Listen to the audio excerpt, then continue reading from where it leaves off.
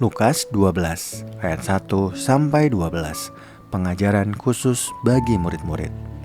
Sementara itu, beribu-ribu orang banyak telah berkerumun, sehingga mereka berdesak-desakan.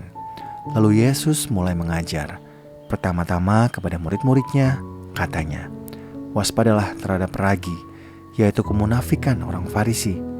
Tidak ada sesuatu pun yang tertutup, yang tidak akan dibuka, dan tidak ada sesuatu pun yang tersembunyi, yang tidak akan diketahui.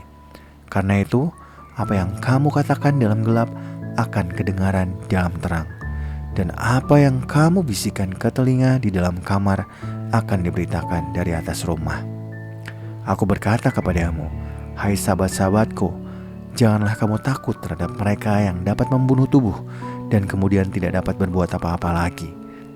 Tetapi aku akan menunjukkan kepada kamu siapa yang harus kamu takuti. Takutilah dia yang setelah membunuh mempunyai kuasa untuk melemparkan orang ke dalam neraka. Sesungguhnya aku berkata kepadamu, takutilah dia. Bukankah 5 ekor burung pipit dijual seharga 2 keping uang terkecil? Sungguh pun demikian tidak seekor pun yang dilupakan Allah. Bahkan rambut kepalamu pun terhitung semuanya. Karena itu jangan takut, karena kamu lebih berharga daripada banyak burung pipit. Aku berkata kepadamu, setiap orang yang mengakui aku di depan manusia, Anak Manusia juga akan mengakui dia di depan malaikat-malaikat Allah. Tetapi siapa saja yang menyangkal aku di depan manusia, ia akan disangkal di depan malaikat-malaikat Allah. Setiap orang yang mengatakan sesuatu melawan Anak Manusia, ia akan diampuni. Tetapi siapa saja yang menghujat Roh Kudus, ia tidak akan diampuni.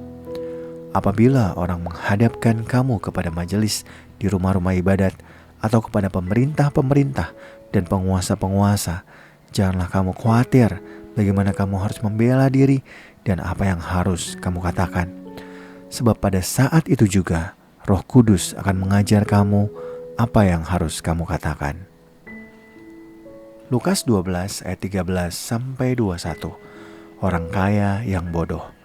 Seorang dari orang banyak itu berkata kepada Yesus, "Guru, katakanlah kepada saudaraku, supaya ia berbagi warisan dengan aku." Tetapi Yesus berkata kepadanya, "Saudara, siapakah yang telah mengangkat aku menjadi hakim atau pengantara atas kamu?"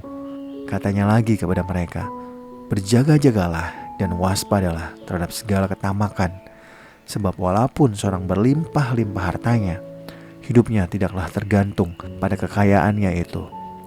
Kemudian ia menyampaikan kepada mereka suatu perumpamaan. Ada seorang kaya, tanahnya berlimpah-limpah hasilnya. Ia bertanya dalam hatinya, "Apakah yang harus aku perbuat? Sebab aku tidak mempunyai tempat di mana aku dapat menyimpan hasil tanahku." Lalu katanya, "Inilah yang akan aku perbuat.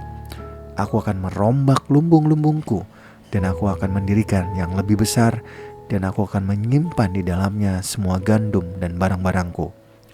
Sesudah itu aku akan berkata kepada jiwaku, jiwaku, engkau memiliki banyak barang tertimbun untuk bertahun-tahun lamanya.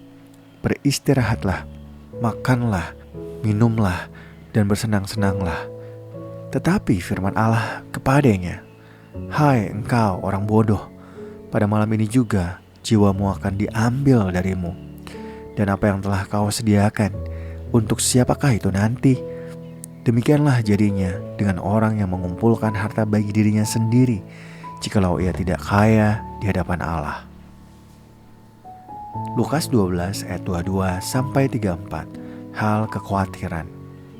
Yesus berkata kepada murid-muridnya, "Karena itu aku berkata kepadamu, janganlah khawatir tentang hidupmu, mengenai apa yang hendak kamu makan, dan janganlah khawatir pula tentang tubuhmu, mengenai apa yang hendak kamu pakai.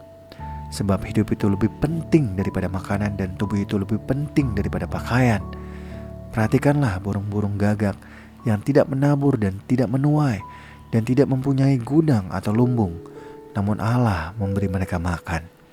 Kamu jauh lebih berharga daripada burung-burung itu.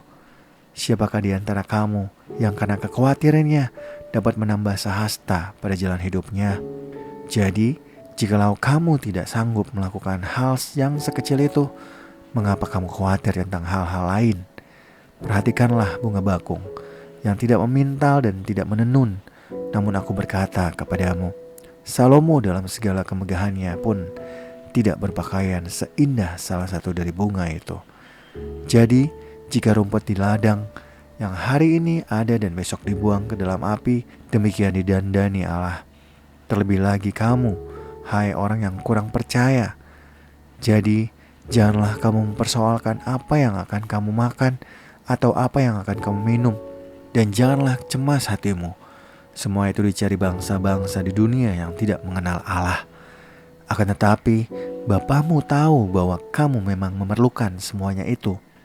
Tetapi carilah kerajaannya, maka semuanya itu akan ditambahkan juga kepadamu. Janganlah takut, hai kamu kawanan kecil, karena Bapamu telah berkenan memberikan kamu kerajaan itu. Jualah segala milikmu dan berilah sedekah. Buatlah bagimu pundi-pundi yang tidak dapat menjadi tua, suatu harta di surga yang tidak akan habis, yang tidak dapat didekati pencuri, dan yang tidak dirusak ngengat. Karena di mana hartamu berada, di situ juga hatimu berada. Lukas 12 ayat 35 sampai 48. Kewaspadaan. Hendaklah pinggangmu tetap berikat dan pelitamu tetap menyala. Hendaklah kamu sama seperti orang-orang yang menanti-nantikan tuannya yang pulang dari perkawinan, supaya jika ia datang dan mengetuk pintu, segera dibuka pintu baginya. Berbahagialah hamba-hamba yang didapati tuannya berjaga-jaga ketika ia datang. Sesungguhnya aku berkata kepadamu, ia akan mengikat pinggangnya dan mempersilahkan mereka duduk makan, dan ia akan datang melayani mereka. Apabila ia datang pada tengah malam atau pada dini hari dan mendapati mereka berbuat demikian, maka berbahagialah mereka. Tetapi ketahuilah ini, jika tuan rumah tahu pukul berapa pencuri akan datang, ia tidak akan membiarkan rumahnya dibongkar. Hendaklah kamu juga siap sedia, karena Anak Manusia datang pada saat yang tidak kamu duga. Kata Petrus, Tuhan, kamikah yang kau maksudkan dengan perumpamaan itu, atau juga semua orang?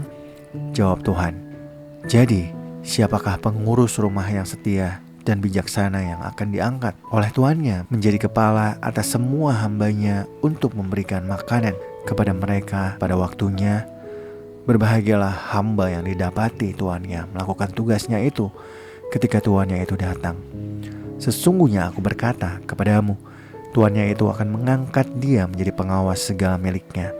Akan tetapi, jikalau hambanya itu jahat dan berkata di dalam hatinya, Tuanku tidak datang-datang, lalu ia mulai memukul hamba-hamba laki-laki dan hamba-hamba perempuan dan makan minum dan mabuk, maka tuan hamba itu akan datang pada hari yang tidak disangkanya dan pada saat yang tidak diketahuinya, dan akan memenggalnya dan membuatnya senasib dengan orang-orang yang tidak setia.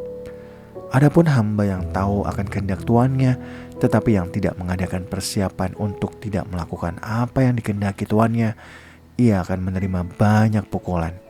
Tetapi siapa saja yang tidak tahu akan kehendak tuannya dan melakukan apa yang harus mendatangkan pukulan, ia akan menerima sedikit pukulan.